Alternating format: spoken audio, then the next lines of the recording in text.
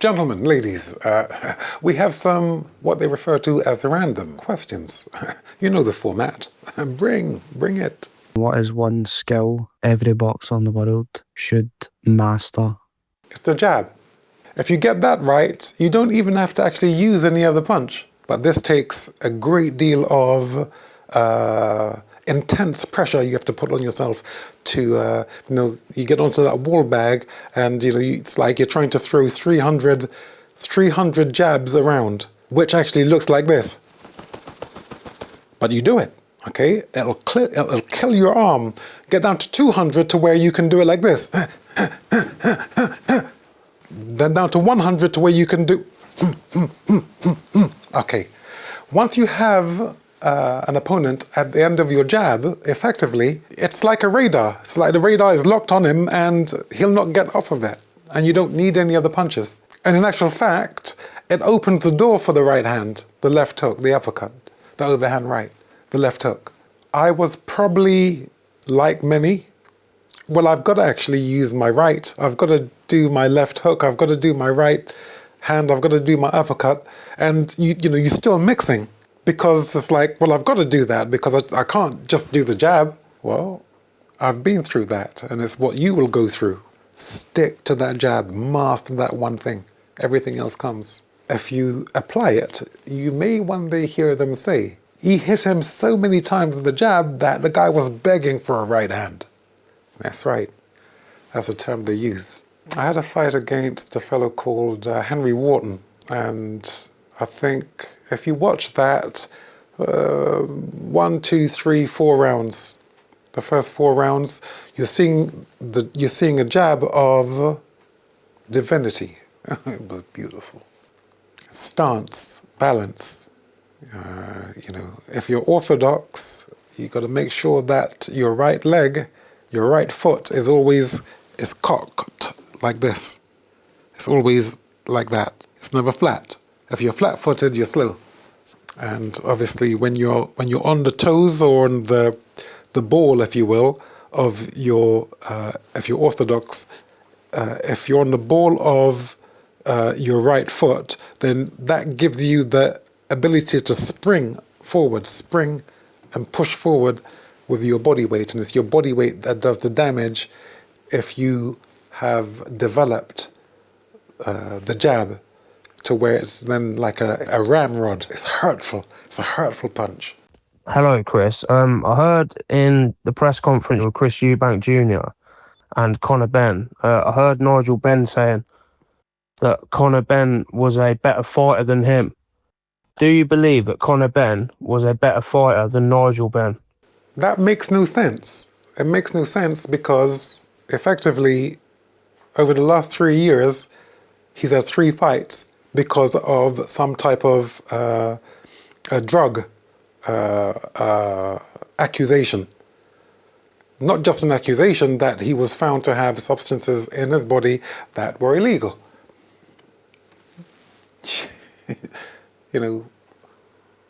If the fight were to happen, to have 3 fights in 3 years, and what were you before that? What did you do to make everyone say, well, this is a brilliant fighter? You didn't get anywhere. You were building yourself, and while building yourself, someone juiced you up. I'd like some feedback from the audience. Who could have done this to Conor? You didn't get a chance to actually get off onto your own platform of actually building yourself into a great fighter that I think you could have been. As my son said, everything's just about money, Dad. And again, I say, help me, son. What made you get into boxing? I usually always say I wanted the respect of my brothers, which is true. My brothers, it turns out to be the public at large. I wanted respect because I wanted to be exceptional. I wanted to be the standard bearer, and I got what I wanted. The first experience I had of boxing, there's me thinking, okay, I'm gonna have my brothers respect me, because if I can box, even just having the courage to do it, they'll respect me. And then obviously going in, I didn't realize how deep the way of life, the art and the craft is. The first sparring match I had, I was probably 14, so I wasn't really any member of any club, and there was a gymnasium in Peckham ABC, and my brother Simon, used to box there, and I had an issue with a young man, a boy, called Matthew. I still remember his name.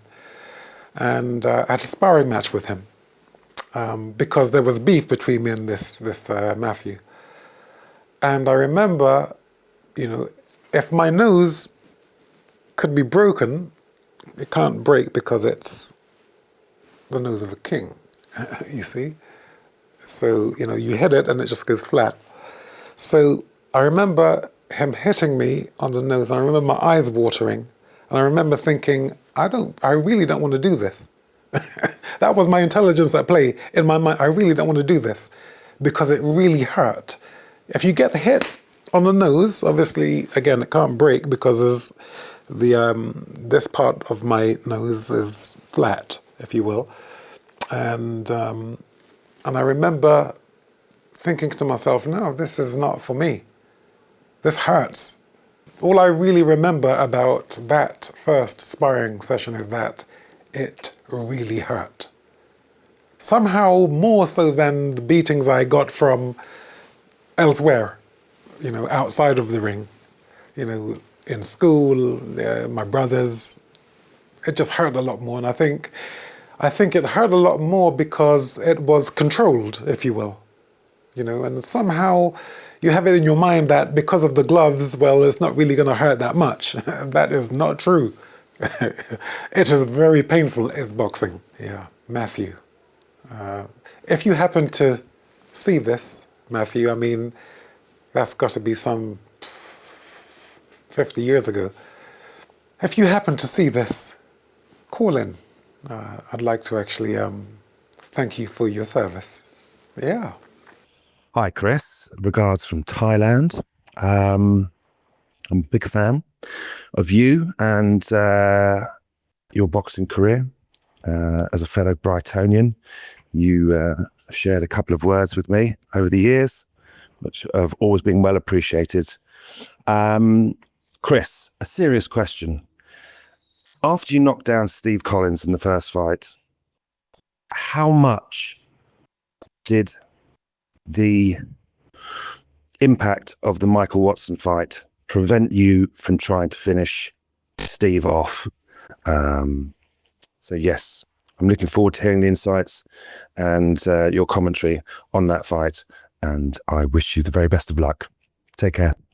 A very decent fellow, a very decent chap. So this is the way I can explain it now. So yes, when I dropped him in the 10th round with that right hand, imagine there's like now a blank canvas. So, I've been taught, you knock the man down, stay on him. In whatever way you will do what you do it. Go forward and put the pressure on and stop your opponent. So, Michael Watson, that's not there. That's not my thought. It's a blank canvas. Why didn't I move? I had no thought. So I short-circuited is a beautiful way of putting it if indeed we are mechanisms, which we are. Let me give credit to truth. I can say that, let's say I was completely exhausted. Okay, and perhaps I was looking to gain some time, to get some more oxygen into my lungs. I've got to speak in such a way that favors Steve. But keep in mind, Dan Schumer was robbed when he fought me in South Africa. Keep in mind, Nigel Benn was robbed when he fought me at Old Trafford in 93, October the 9th. Yeah, they say boxers' memories are supposed to be shot. I am sharp. What? What? Soon you'll know that I'm the man that I'm supposed to be.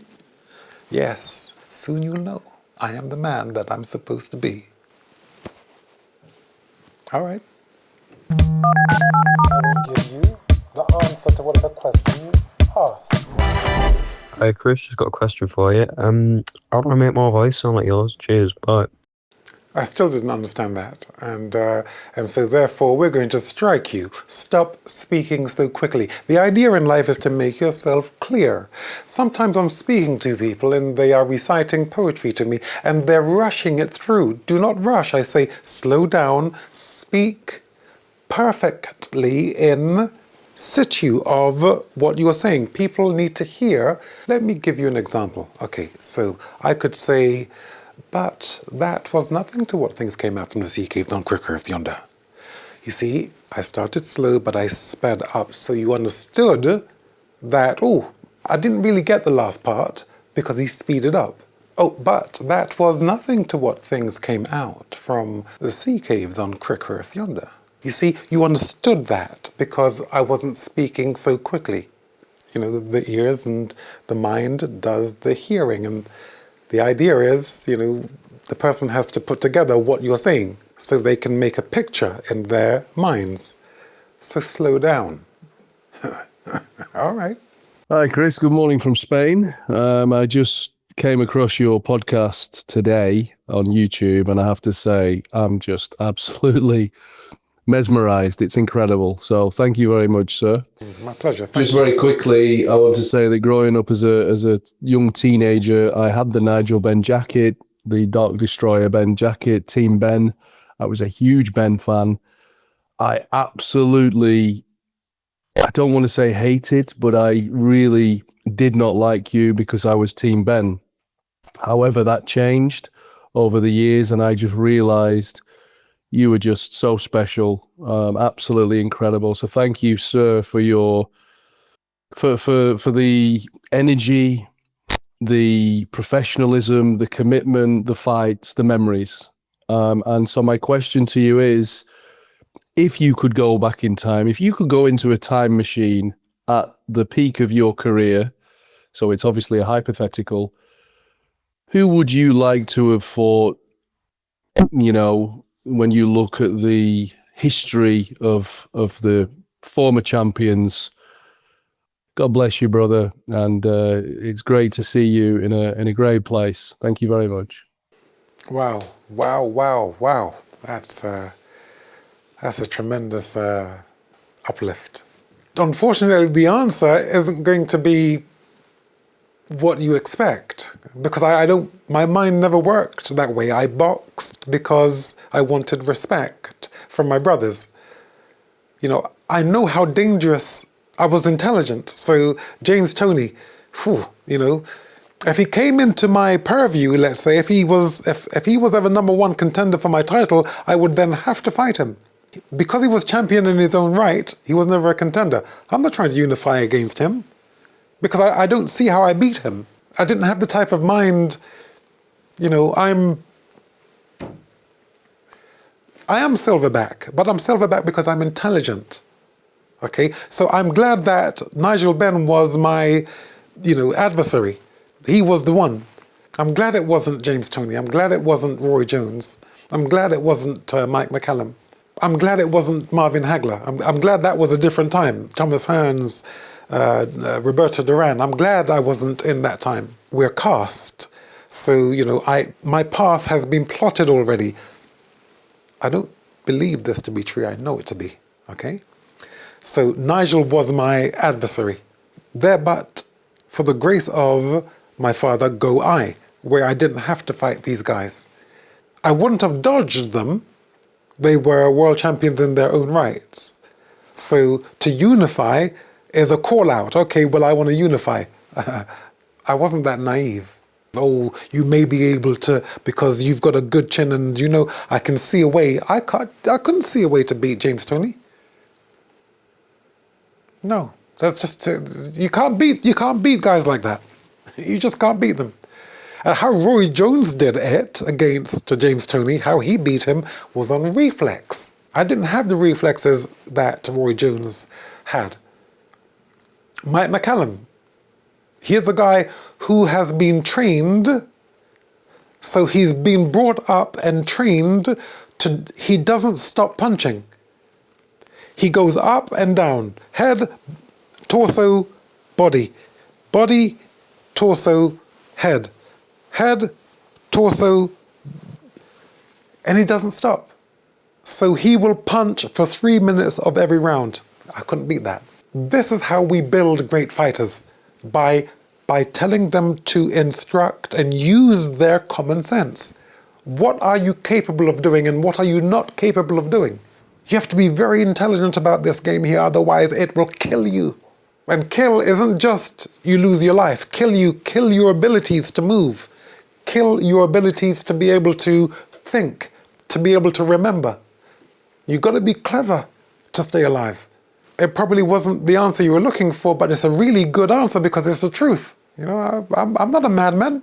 I mean, I'm mad, but I'm not a madman, if you will.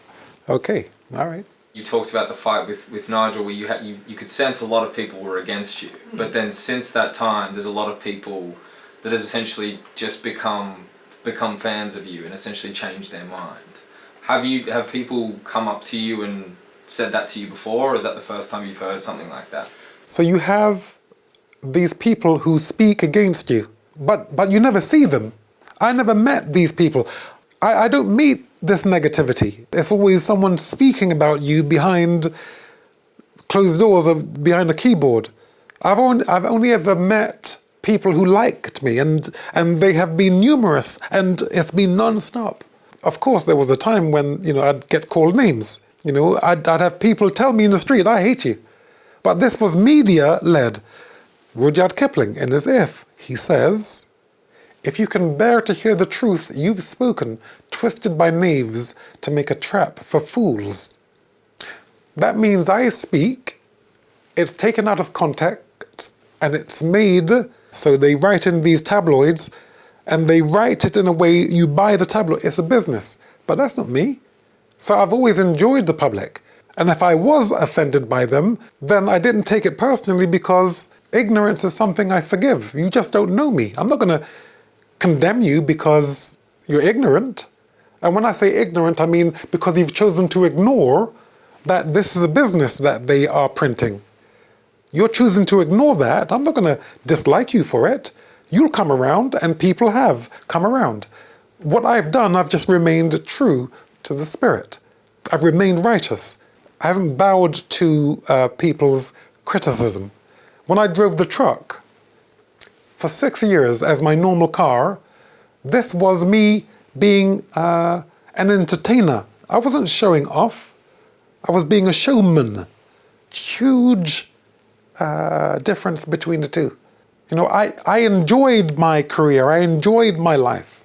I'm pitying those people who are throwing stones at me, metaphorical stones, because they're not seeing the truth. You know, I can go back at some point. I can show you in newspaper articles, and I have thousands of them over the years. I used to keep a scrapbook. So my scrapbook are many through these 19 World Championship wins, or being undefeated for 10 years, you know, as a boxer now. I loved these guys who seemingly hated me. I mean, you had Colin Hart, you had Ian Gibb, you had these reporters who would never give me any credit, no matter what I did. They were always criticizing me, but they were my team. You know, they seemingly turned so many people against me, but they were my team.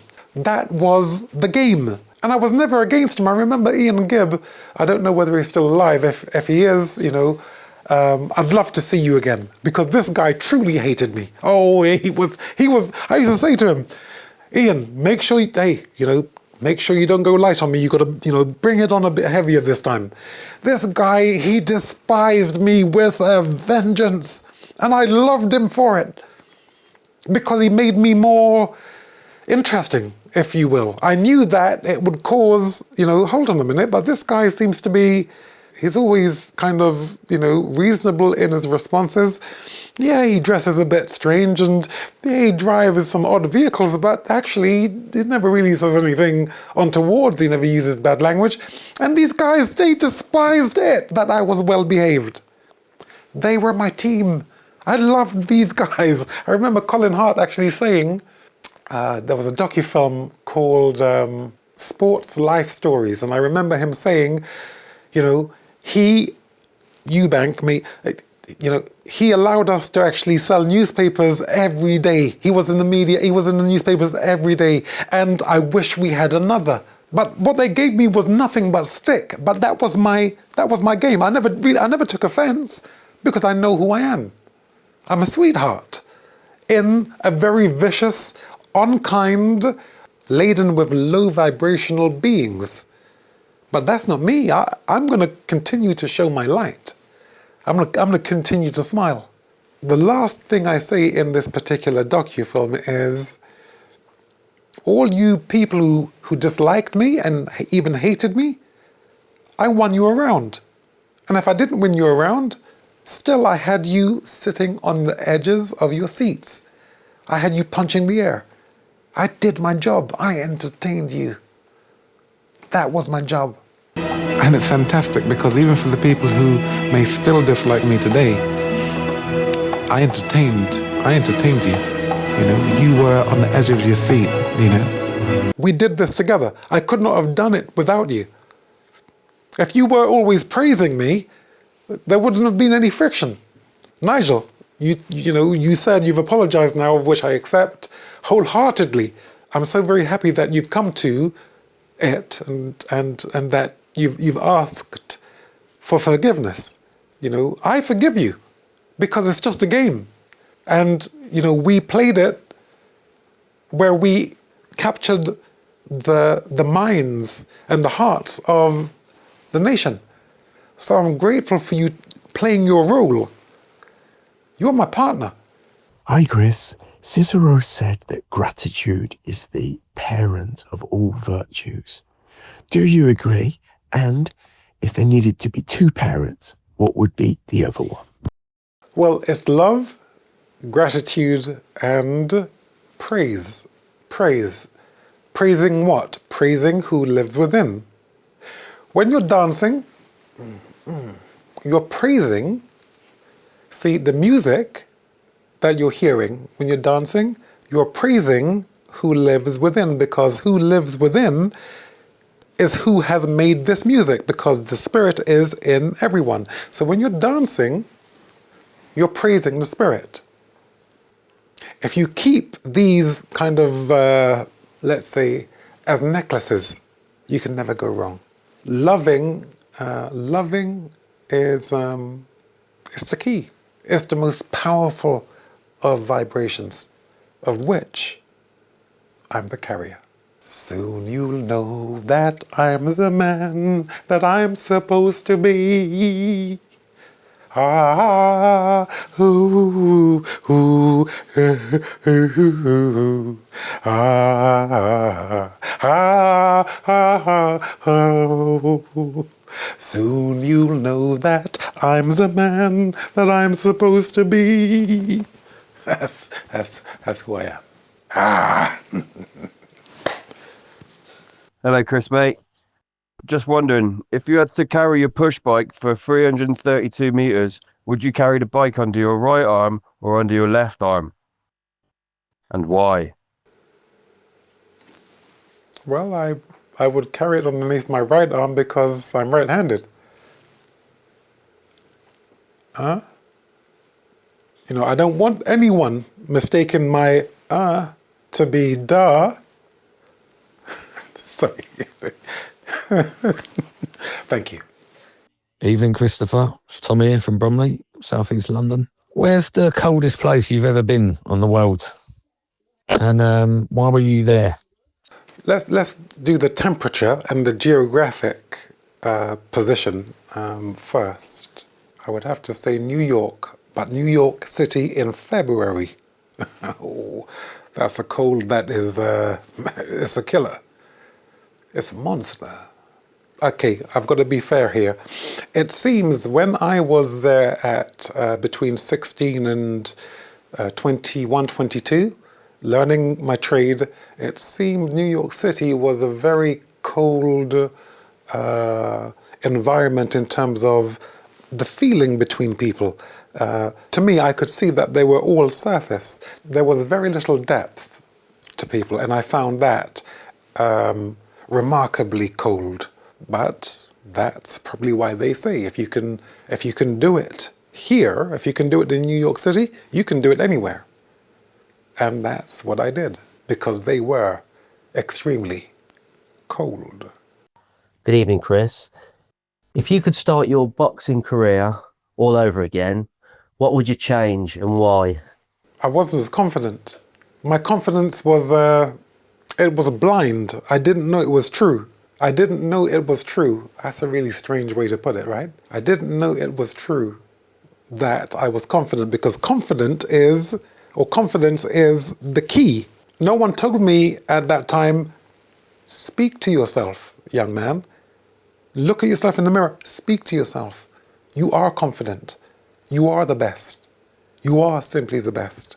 Long before that came about. Speak to yourself. Tell yourself what you want to be, what people would like to hear. Remember, don't shrink. Oh, if I shrink, no one will see me. Don't want to upset anyone. I don't want people to think that I'm a big head. No, that cannot serve the world. You can only serve the world by being big, but being gracious with your bigness, with your big personality, with your effervescence. What would I change? I would have spoken to myself more about being who I was going to grow into anyway. Remember, I say, I'm me tell you. Oh, excuse me. Remember, it's me telling you. Okay. In my opinion, there's less knockouts now in professional boxing than there was in the 1980s and 1990s. And I'm just wondering why you think that is. Thank you, Chris. If indeed what you've said is true, then I would say it's simply because fighters have been trained by people who don't really know the depth in boxing. These two knuckles hitting the target, the shoulder being over the elbow, the techniques. You need more professional fighters. And in fact, I'm going to be teaching, because that's who I am and that's what I do. In the coming weeks, months, years, I'll have teams, trainers, who have been instructed by myself about the elbows over the shot, rolling your shoulders, strengthening your fists. There's so much to teach. It's an entire world. I didn't so much look at the record of my opponent, although in his record I can see his caliber. But I'm looking really at what he does in his private life.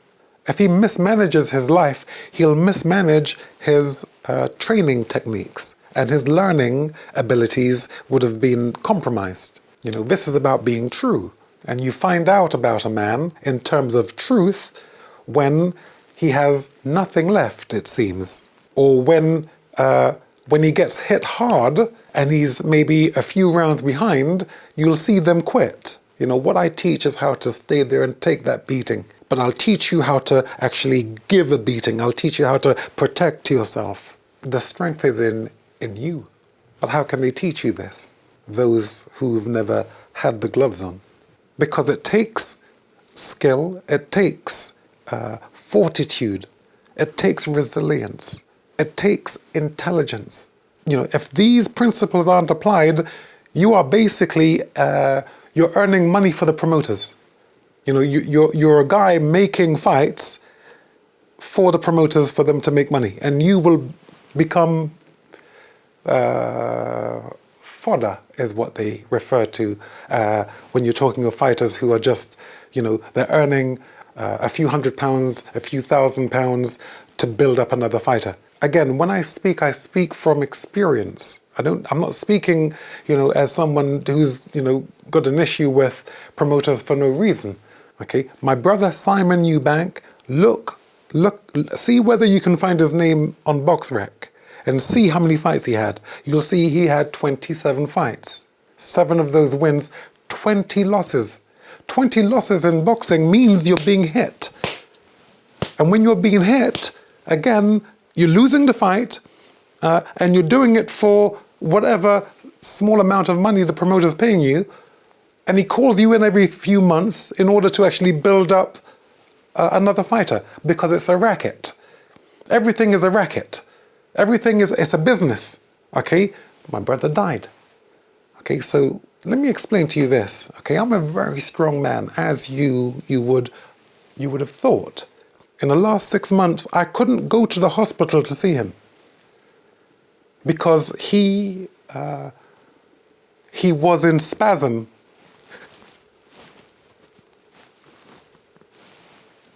All the time he's awake, he's spasming. Frontal lobe dementia. So this is real for me. There has to be fairness. Okay, otherwise you are murdering these young men. Yes.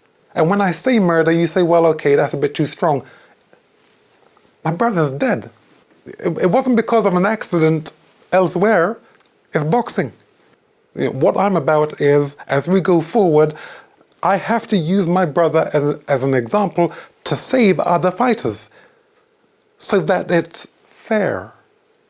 We need fairness.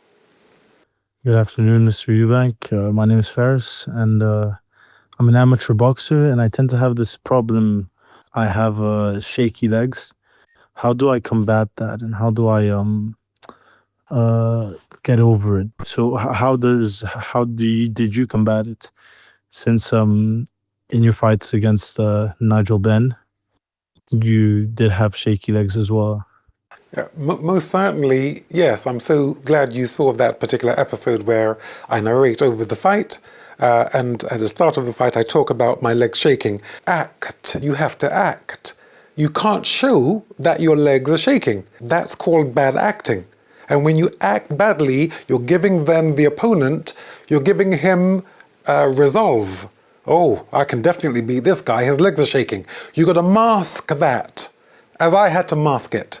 But always remember that this fear is an asset to you. It'll make you a cleverer fighter. It'll allow you to work out intellectually how to actually beat your man. It'll raise your ring IQ. You know, use it to your benefit. It is an asset. Don't let fear make you shrink. What you do is you have courage. And courage is, in spite of the fear, you still move forward. Tell yourself you're confident. Tell yourself you're confident. So, you know, in the mirror, in the morning, it looks like this. Boy, I don't understand why I'm so confident. I'm just so confident. Why am I so... What was the guy's name? Let's call him Bobby. Okay. Bobby, look at yourself in the mirror and start talking to yourself. Bobby, yeah, you look good. You're not too bad after all. Boy, Bobby, you are so confident. Bobby, you are so confident. I'm confident, I'm confident, I'm confident, I'm confident. I'm confident, I'm confident, I'm confident. Just keep on saying it to yourself. For 1 minute. Do that every day. When you go to the bathroom, you know, at least 5 times. I'm confident, I'm confident, I'm confident. I'm confident. Get the shivers in you. Ooh, I'm confident. Oh, I'm so confident. I'm so confident. Play it. You know, talk to yourself. Communicate with yourself. There's someone inside of you. So if you ask for it, it will give you the confidence. Will that always be the case? Yes, it will always be the case. But remember, you know, if you're feeling a little shaky, remember your mantra. I'm confident, man. Look at me. What? I'm so confident. I'm confident. I'm confident. You're in a game. And this game is only played with yourself. You're not playing it with anybody else. Okay? You have to build your ship. Start investing in you. Start speaking well about you. Start imagining beautiful things. Anything that is negative, get rid of it. Anything. Do not be around company that is miserable, because it will draw you into that same energy which is down. Hi Chris, I'm a big fan. You are a British boxing legend. I just wanted to ask, what was it like going on the reality TV shows that you did? I know you was in the Jungle and you also went on Celebrity Big Brother. Are there any comparisons that you can make to being on those shows and being in the ring in some of your toughest fights? Are there any comparisons you can make to the mental fortitude that you need to survive in both of those environments? Although, of course, I would say it's a lot tougher being in a fight than being on TV. Thanks, Chris. Appreciate it, mate. Okay, so this is quite a fascinating question, because the answer is pretty cool. You know, you say, well, okay, fighting would be far more difficult. Why? They're both games. It's different rules. And so you can win and lose, right? Okay, so for me, I would say, well, going into Scared of the Dark or going into I'm a Celebrity, Get Me Out of Here, they're very dangerous. Well, you know, when you get punched in the mouth and it takes out one of your teeth and you get a black eye and you can't see out of the eye and it really hurts, you mustn't get angry. Because if you get angry, your behavior is going to actually land you in very messy waters. You mustn't get angry. That's the rules of being able to actually victor in a fight. When you go into these game shows, I'm a Celebrity, Get Me Out of Here, as you mentioned, Big Brother, Celebrity Big Brother, Scared of the Dark. When you go into these environments, these games, everyone in that house is an opponent, is your adversary. And some of them are clever where they'll try to wind you up. So if they wind you up and you do something untowards, if you're rude, if you're quick-tempered, like in a fight, when you get angry, you go forward without thinking because you're angry and you get hit with so many shots. So, you know, on a TV show, when someone makes you or annoys you, when someone annoys you, if you come down to their level and react badly, that's your reputation, which is trashed. So in actual fact, which one's harder? Everybody wants to be loved. Everybody wants to be liked.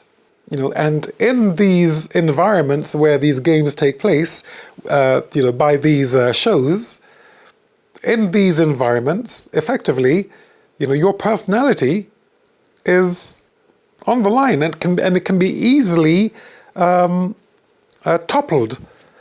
Can you imagine me going into any of these shows now and someone coming up to me and doing the most awful thing? Let's say someone slaps me in the eye and, you know, does something really untowards towards me.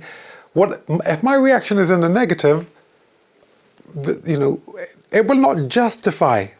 My behavior will not justify what the person did. It'll take my character down to the ground. And remember, we are custodians of our Father's names. So we always have to behave correctly.